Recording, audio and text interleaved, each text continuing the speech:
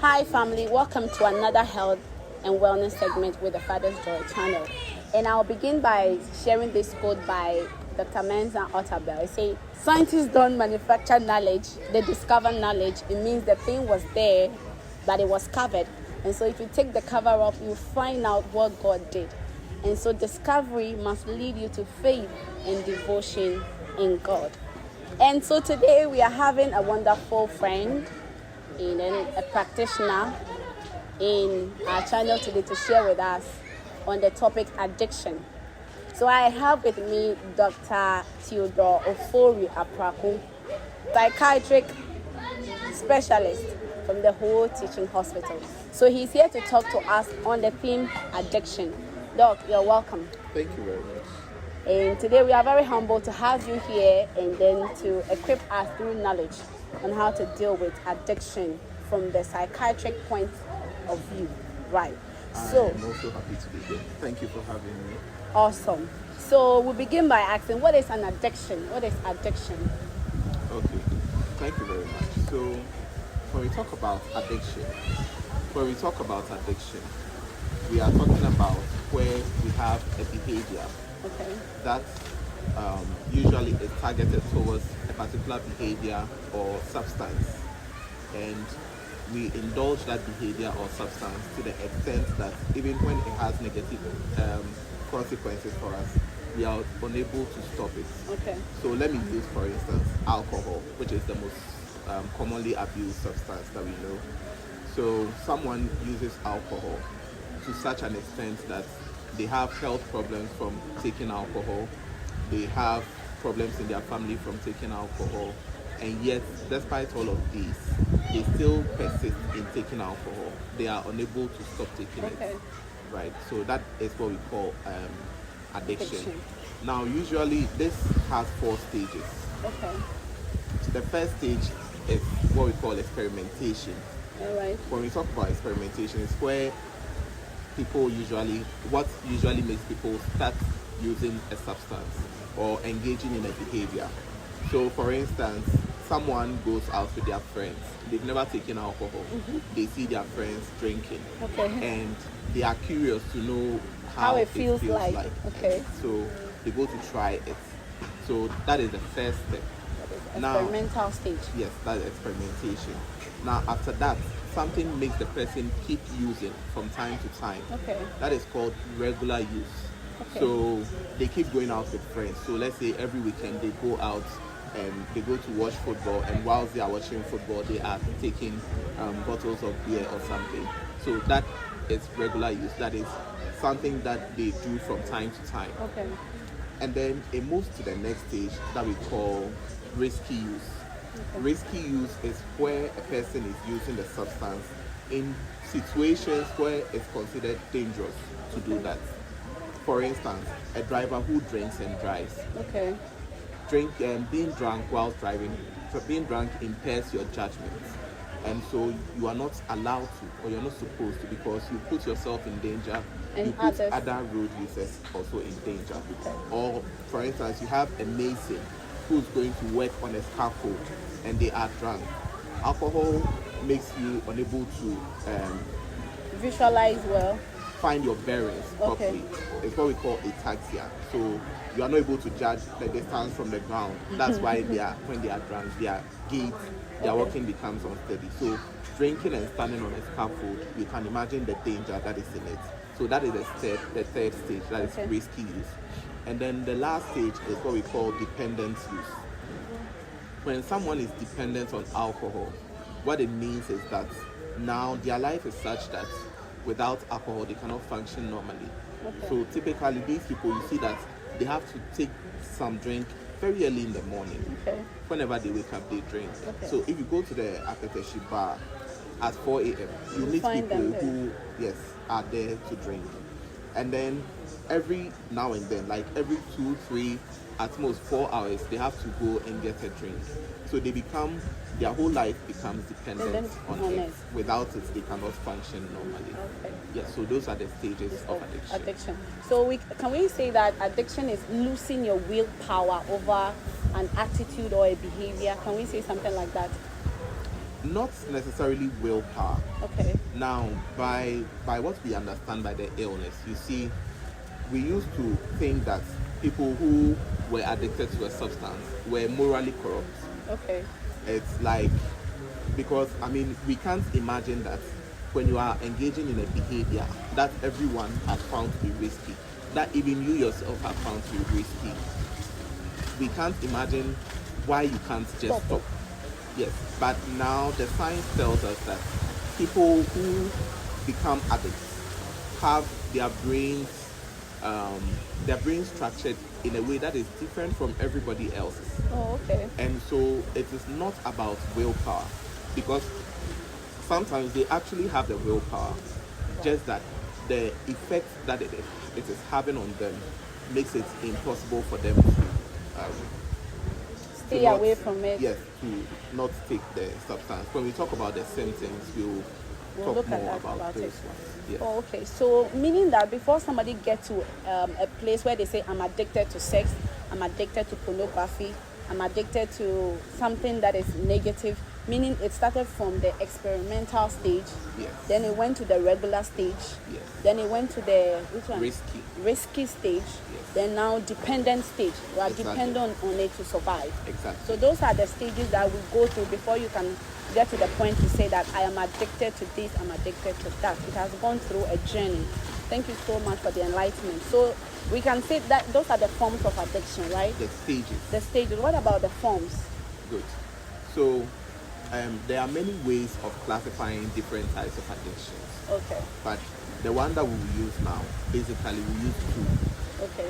So the first one is what we call has to do with substances. So substance addiction is where people use substances, Okay. right? Like the name implies. So you have alcohol, people who take cocaine, weed, people who take tramadol, pethidine. There are some who take cough syrups, people who inhale substances like turpentine or glue. All of those things come together to form what we call substance addiction. Okay. The other form of addiction is behavioral addiction. Okay. So that is where we have behaviors that exhibit the same patterns of behavior as when someone is using a Those substance. substances. So masturbation, pornography, gambling, or sports Betting. betting that we have become very common now. Those form what we call behavioral Behavioral addiction. addiction before substance addiction. Yes. Okay. So the behavioral addiction, what causes it? If it is not a substance that is generating that, is it by something that by your mindset it came up, or how does it happen? So they have the same mechanism.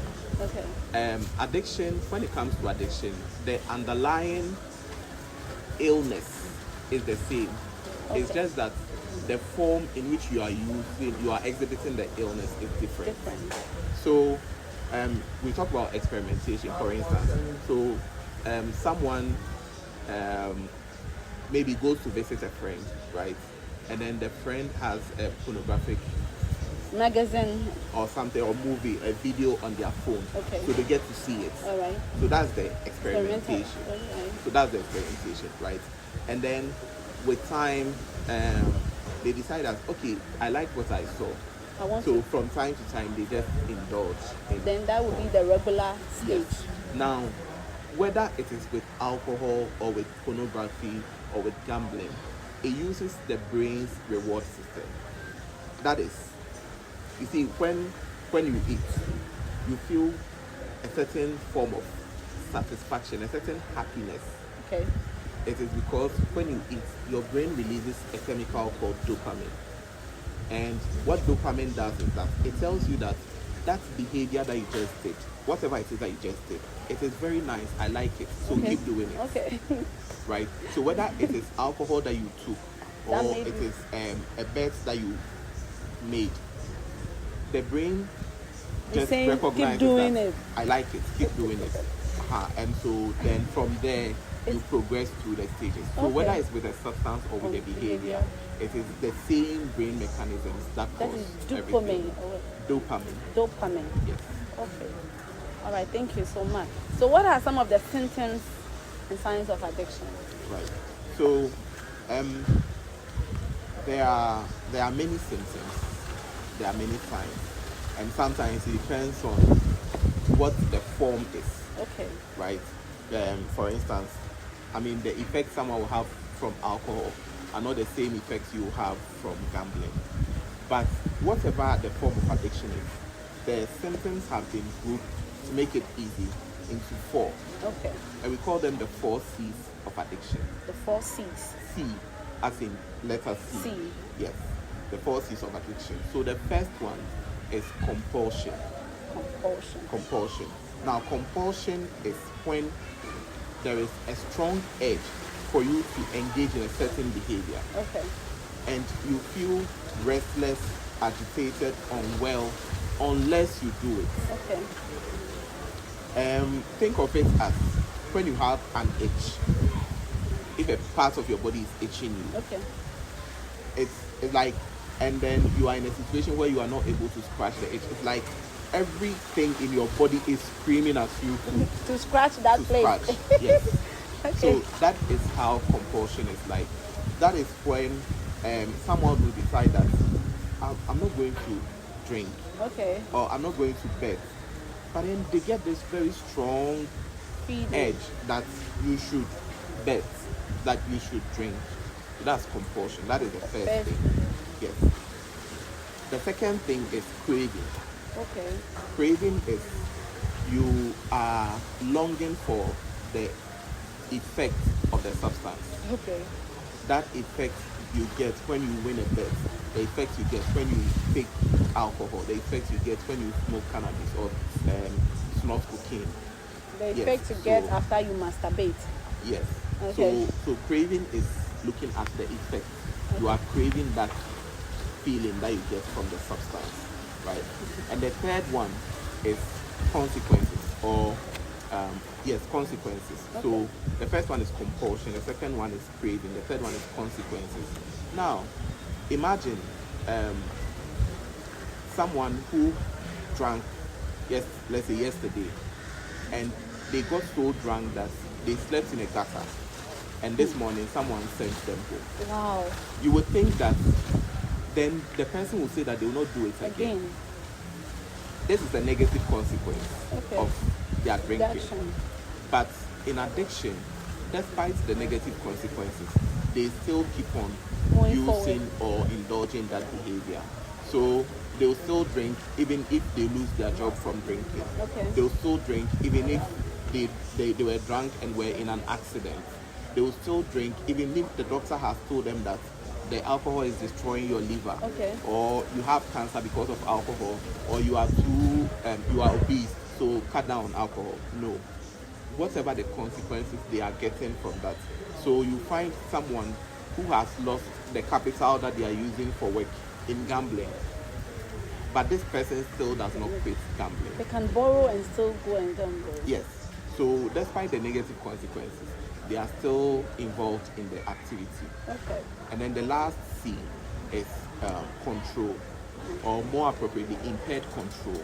Okay. So one of the cardinal symptoms of addiction is that people do not have control over how, when, how long, how much they use a substance, or they engage in a behavior. behavior. So for instance, you find that in people who are addicted to alcohol, let's say they close from work and they tell their wife that I'm going to just take one tot so that I'll come and eat. I mean, now, just for information, to put out that information, it is a myth that alcohol increases appetite. Okay. It doesn't. It doesn't. Yes, but usually you find that people will go to the bar that they are going to take one tot of alcohol so that they will get appetite to come and eat. Okay. They end up taking, like, say, 2 bottles of, say, Alomo or something, Okay. so that they get so drunk they don't even remember that they have food at home. They don't even remember the way that they are going to take back home. Okay. They are just not there. So they do not have control over how much they want to Okay. drink. So they can say that I'm just going to take a bottle of beer, But they end up- in the end they end up taking so many more bottles of beer. So Okay. that is impaired control. Wow. That is so much. Woo. So the four C's again: Yes, so the first one is compulsion. compulsion. The second one is craving. Craving. The third is consequences. Consequences. And then the last one, the fourth one is impaired control. Impaired control. Yeah. Impaired control. Thank you very much. So what helps is available for anyone struggling with addiction. But before you come to that, do we have good addiction and bad addiction? Sometimes people will say, I'm addicted to worshiping God, I'm addicted to reading the Bible, I'm addicted. Do we have good addiction and bad addiction? No. Addiction. By definition, if it is an addiction, then It's bad. bad. Okay. You see, there is a saying that too much of everything is bad, right? Even when we are solely or fully dedicated to God, Okay. there is still time, or we must make time for other things. Okay. We have families, we have relationships, we have other social obligations Okay. as citizens and everything. So you can't say that, say, because you are engaged in ministry, you are not going to care for your children. Okay. When you wake up in the morning, you don't see to their well-being, and then you just go out and go and preach. minister. No. Okay. So, by definition, an addiction cannot be a good thing. Okay, so to my friends out there, addiction is not a good thing. You can say you're addicted to God. And as Doc has explained, the fact that you are into ministry does not mean you should neglect other social responsibilities. We have families, we have works, we have other things that we engage in. So we must appropriate our time in that regard. So what help is available for anyone that is, maybe someone is watching us and is struggling with an addiction in any level: betting, masturbation, pornography, alcohol. But again, is abusing somebody physically, is it addicting? Like someone beating their partner? No. It's not an addiction. No. It's what? That is a problem with behavior, Okay. and there are so many other causes of it. I mean, you can have the fact that someone drinks. There are people that, for instance, when they take alcohol and they are drunk, they misbehave. Okay. They become disinhibited, and they do not observe social rules and all of that. So that can be a problem. Okay. But the addiction is not the reason why they are beating their spouse, All right? Yeah, there are so many other things that can cause that, or that lead up to Saying your that. partner. Yes. So what help is available for anyone struggling with an addiction? Right. So for people who are struggling with addiction, there are many forms of help that we have. The first one is behavioral. We try to engage them to teach, restructure the brain. Okay. Right. So we have what we call psychotherapy.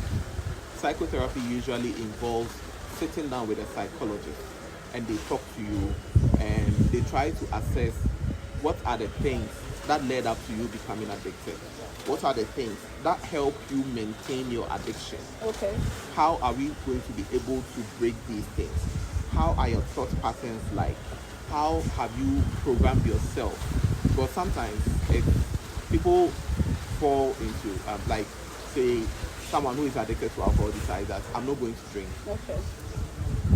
But then they hear an advert, they see an advert, and it Entices. reminds them of how it feels like to be taking a cold glass of beer or something.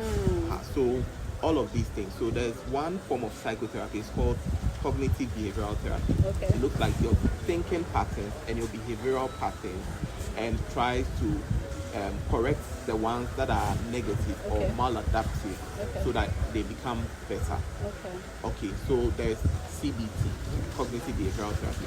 The other one is what we call motivational interviewing. Motivational interviewing has to do with where there are stages of recovery, just as there are stages of addiction. All right. And see, so what the motivational interview does is tries to move you along the stages of recovery, Okay. from the beginning to where you are maintaining your abstinence from the addiction. Okay. Yes, so it's also very good. Now there are also support groups, and the most famous or the most popular one is the Alcoholics Anonymous group. Okay. There are some for people who are into narcotics and gambling. They are called the Narcotics Anonymous, the Gamblers Anonymous. These are people who have accepted that They are I am addicted. addicted. I need help. Yes, some of them they have been in recovery for say 40 years, 30 years. You see, once you are an addict, you are always an addict. It's a chronic illness that you are going to live with So you forever. have to deal with it and So manage it yes, you have to manage it for the rest of your your life. life. And when you have a group like this, where you go and maybe you are now starting your journey, maybe you have only been abstaining for 2 weeks, but you go and you meet someone who has abstained for 50 years, and they share their experience with you. When you have challenges, you go to them and they talk to them. They are able to understand you because they have been in that space before. Okay. Then that encourages you and gives you a boost to be able to go through your journey of recovery. Okay. Right. So that is the Alcoholics Anonymous. In some cases, people may need, in addition to the behavioral therapies, people may need drugs Okay. to be able to, Get over. and it's not just the drugs. We use the drugs in combination with the behavioral therapies, yes, so that we can get over that. Okay, thank you. So there is help for anyone that is struggling with any form of addiction. There is help for you. You can get over it. And as the doc rightly said it, it's like once addict, always an addict. But there is a way you can manage it to get better for your life and for your family as well. And for the nation. My last question is, how do we prevent ourselves from getting addicted to anything that is negative? So, one of the things that people will learn when they are addicted is that they have a certain way of responding to certain situations. If you want to prevent it, make sure that you look at these situations and how you manage them. Okay. When you are happy, when you are stressed, and when you are sad. Yes. How do you manage these situations?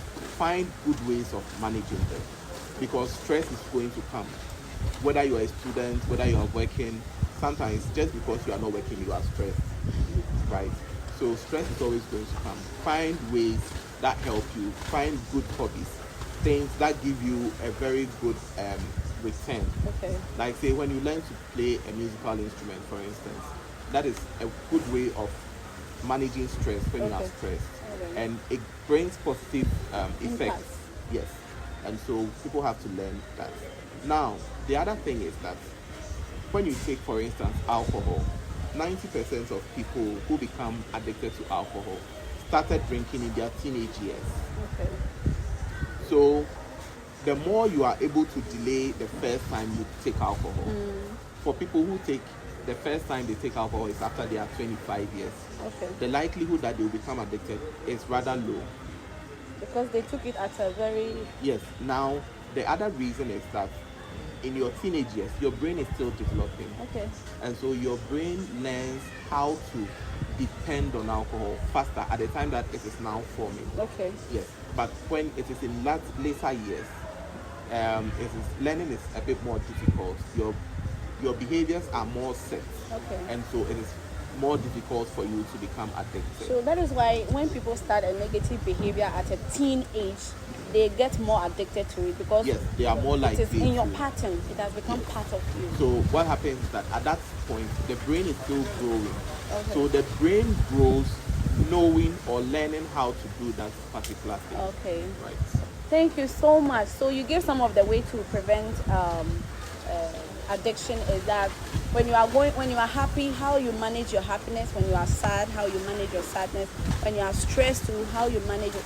And he also came up with that you can learn new skills during those moments, so that it can bring a positive impact, like learning how to play instrument, learning how to swim, or visiting the gym, exercising, reading, doing something that will have a positive impact on your life, because those actions will be part of your feelings, if I'm right.